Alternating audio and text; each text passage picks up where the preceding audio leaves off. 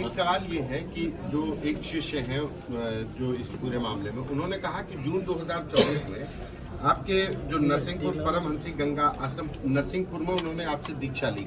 ये आश्रम मतलब आपके अधीन है कि क्या है इसका स्टेटस? ये हमारे गुरुजी महाराज की तपस्थली है, विशाल आश्रम है। वहाँ पर राजराजेश्वरी देवी का बहुत विशाल मंदिर निर्मित हुआ है। वहीं पर हमारे ब्रह्मलीन गुरुजी महाराज की अब समाधि निर्मित कर दी गई है। हम लोगों के लिए वो तीर्थ स्थान है, तो हम लोग वहाँ समय समय पर जाते रहते हैं। पहले तो हम लोग बहुत जाते थे क्योंकि गुरुजी रहते थे, कभी भी वहाँ पहुँच जाते थे। लेकिन गुरुजी के ब्रह्मलीन हो जाने के बाद अब उनकी जो ब्रह्मलीन होने की तिथि है, आराधना दिवस जिसको हम लोग कहते हैं, अब लगभग उसी पर जाना होता है। और जब देवी माता का पाटोत्सव होता है तब जाना होता है, उसके अलावा जाना ही नहीं होता। तो जून जो वो समय कह रहे हैं, अब देखिए अभी ये सब फैक्ट की बात आ जाएगी, तो अब फैक्ट हम पब्लिक में कहें कि कोर्ट में कहें। उस समय हम वहाँ उपस्थित ही नहीं थे, तो कहाँ से वो हमारे पास पहुँच गए, कहाँ से हमसे दीक्षा ले ली, क्या कर लिया, यही सब प्रश्न है। तो जो वो कहानी कह रहे हैं तो सारी की सारी कहानी झूठी है। तो क्या कोर्ट में भी एफिडेविट जो दिए गए हैं तब से दिए गए हैं वो मनगढ़ंत तरीके से?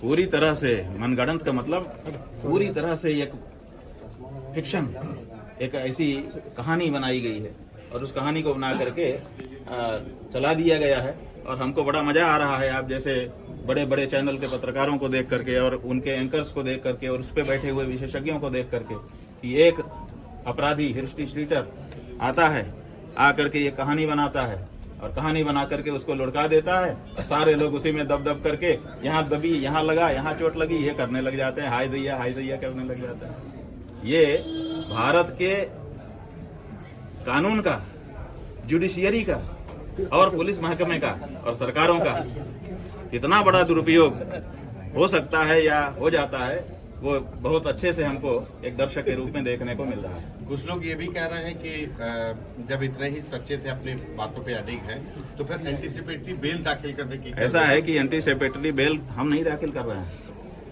हम अकेले नहीं हैं। हम का मतलब अभी मुक्तेश्वरानंद अकेला नहीं है। जब कोई व्यक्ति शंकराचार्य के पद पर बैठता है तो वो स्वयं मठ हो जाता है। इस समय हम मठ हैं, ज्योतिर्मठ हैं और इस ज्योतिष पीठ पर बैठे हुए हैं। ये जो बैठे हैं आसन, ये ज्योतिष पीठ है और हम स्वयं मठ हैं। कौन से मठ? चलते फिरते मठ। माने जो हमारा ज्योतिर्मठ है वो तो उत्तराखंड में है, लेकिन उसको रिप्रेजेंट करते हैं। जहां हम जाते हैं ज्योतिर्मठ आया है, वहां के शंकराचार्य आए, तो इसलिए हम एक संस्था हैं। तो हम संस्था को संरक्षित करने के लिए हमारा एक परिकर वर्ग होता है, तो परिकर वर्ग उसकी संरक्षा के लिए कार्य करता है। अब उनको ये है, अगर सब कुछ फेयर हो और कानून के अनुसार हो, क्या दिक्कत है किसी को? हमने कहा कि भाई क्या दिक्कत है, अगर गिरफ्तार करके ले जाएंगे तो तुम लोगों को क्या बाधा है? उन्होंने कहा हमें कोई बाधा नहीं है, आपको भी हम देख रहे हैं कि कोई बाधा नहीं है, लेकिन वहां ले जा करके अगर जहर की सुई लगा दिया आपको, तो ये भी बहुत सारे कहानियां आ चुकी हैं कि जेल में ले जा करके गड़बड़ किया जाता है। जब गौ माता का आंदोलन 1966 में चला था तो केंद्र की सरकार ने गौ भक्तों के ऊपर गोली चलाई थी और धर्म सम्राट स्वामी कृपात्री जी महाराज और हमारे इसी पीठ के पूर्व आचार्य कृष्ण बोधाश्रम जी महाराज, हमारे गुरु जी महाराज, इन सबको जेल में डाल दिया गया था। वहां पर जेल में मारपीट करा दी गई थी, जिसके कारण धर्म सम्राट स्वामी कृपात्री जी महाराज की आंख में इतनी बड़ी चोट आई थी कि उनके शरीर छूटने के बाद ही वो पूरी हुई।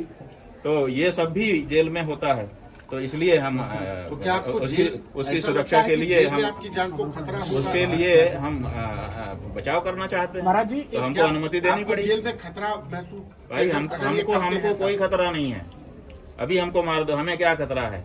हम तो अपना श्राद्ध तर्पण पिंडदान कर चुके।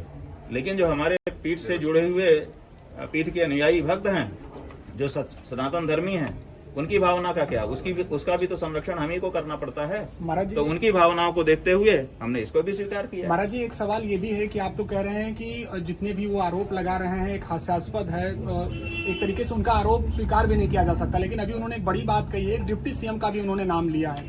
उन्होंने ये कहा कि उनके इशारे आपको वो उकसाने का काम करते थे, उन्होंने नाम लिया, जांच की बात कही। देखिए, ठीक है, आप लोगों ने हमको उनका प्रेस कॉन्फ्रेंस का वक्तव्य दिखाया रिकॉर्ड करके, हमने देखा। वो कह रहे हैं कि इसमें सपा इन्वॉल्व है, इसमें बसपा इन्वॉल्व है, लेकिन भाजपा इन्वॉल्व है नहीं कह पाए। इसका मतलब है कि वो स्वयं भाजपा की तरफ से हैं। अब उनके ऊपर दबाव आया होगा कि भाजपा में भी जरा और साफ कर दो। तब भाजपा में भी इस समय दो भाजपा हो गई है, एक पारंपरिक भाजपा जो हिंदुओं के पक्ष में खड़ी रहती थी, और एक वो भाजपा जो केवल एक जाति विशेष को लेकर के और सबके ऊपर डंडा मार रही है। तो अब वो इसको भी साफ कर रहे हैं अपने वक्तव्य से कि मैं भाजपा में हूं, लेकिन उस भाजपा में हूं जो बुलडोजर भाजपा है, जो कुछ नहीं देखती है, न्याय अन्याय बस चढ़ा देती है। अगर खिलाफ खड़े हुए तो तुम्हारे ऊपर बुलडोजर चढ़ेगा। मैं उस भाजपा का व्यक्ति हूँ, क्या समझते हो मेरे को? तो यही संभवतः डिप्टी उनका सीएम कहने का आशय है। कौन से डिप्टी सीएम आपका करीब जिसके इशारे पर उन्होंने कहा? अरे भाई, उन्होंने आप क्या? लोग उनसे पूछते नहीं हो, जब आपके सामने वो वक्तव्य देते हैं तो आपकी गिगी बन जाती है। आप उनसे पूछ लेते कि कौन वाला, क्यों दो डिप्टी सीएम है, कौन वाला महाराज? जी महाराज आप पूछ लेते, लेकिन आपने जी महाराज से पूछा नहीं। अब हमसे पूछ रहे हैं, हम उनके मन की बात कहाँ से जान सकते हैं? कल महाराज